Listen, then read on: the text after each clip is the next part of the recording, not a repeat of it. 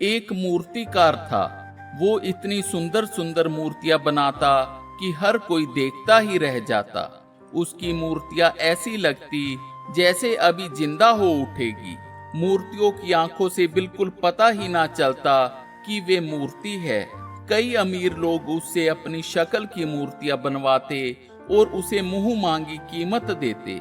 मूर्तिकार में भी अहंकार आ गया कि मेरे जैसी कला संसार में कहीं नहीं है, कोई मेरी बनाई मूर्ति में कमी नहीं निकाल सकता।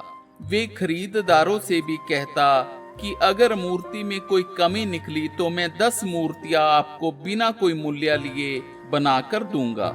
ऐसे ही उसका जीवन चलता जा रहा था। उसने विवाह नहीं किया था, इसलिए वे अकेला ही रहता था। एक रात जब वे सो रहा था तो उसने एक सपना देखा। सपने में एक दिव्या संत उसे कह रहे थे, 2 दिन बाद रात 12 बजे यमदूत तुम्हें लेने आएंगे, तुम्हारी मृत्यु का समय आ गया है। मूर्तिकार पसीने से लथपथ हो उठकर बैठ गया। जब उसने वक्त देखा तो सुबह के 3 बजे थे। उसने सोचा सुबह का सपना जरूर सच होगा, मैं किस तरह मृत्यु से बचूं। वे दोपहर तक बिना खाए पिए सोचता रहा। शाम हो गई। वे उठा और मूर्तियां बनाने लगा। उसने हूबहू अपने जैसी 50 मूर्तियां बना ली। ये काम उसने यमदूतों के आने से आधा घंटा पहले पूरा कर लिया। वे सव्या मूर्तियों के बीच जाकर खड़ा हो गया। कोई भी अब नहीं बता सकता था कि कौन असली है कौन नकली। यमदूत घर में आए तो देखकर सोच में पड़ गए कि आत्मा किसमें है।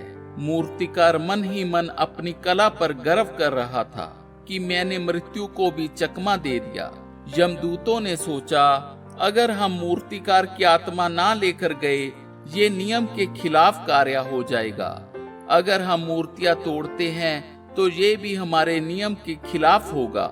कुछ सोचकर एक यमदूत बोला, मूर्तिकार ने मूर्तियां तो बहुत सुंदर बनाई है, पर एक कमी सब में छोड़ दी। मूर्तिकार ने जब ये सुना तो उसमें अहंकार जाग गया। वो बोला, ऐसा हो ही नहीं सकता, मेरी बनाई मूर्ति में कमी हो ही नहीं सकती। बताओ क्या कमी है। यमदूतों ने उसको पकड़ लिया और बोले कि कमी तुम्हारी मूर्तियों में नहीं, तुम में है। तुम्हारे अहंकार ने ही तुम्हें मृत्यु के हवाले कर दिया।